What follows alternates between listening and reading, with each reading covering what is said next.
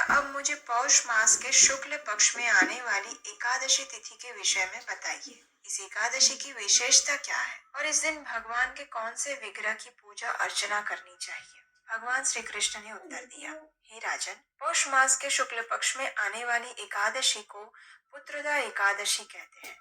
इस एकादशी का पालन करने से व्यक्ति की भौतिक इच्छाएं पूर्ण होती है और आध्यात्मिक जीवन में भी प्रगति होती है। यह एकादशी निसंतान दंपतियों के लिए भी एक वरदान समान है, क्योंकि अगर कोई पति पत्नी संकल्प के साथ निष्ठा प्रसन्न कर सके और उन्हें भी संतान का सुख प्राप्त हो सके। एक दिन वे दोनों अपने पितरों का तर्पण कर रहे थे। उस समय भी उनके मन में यही विचार चल रहा था कि कुछ समय बाद उनके पितरों का तर्पण करने वाला कोई नहीं बचेगा।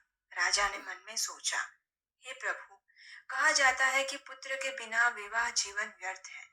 पुत्र की अनुपस्थिति में व्यक्ति अपने पितृ ऋण से मुक्त नहीं हो सकता।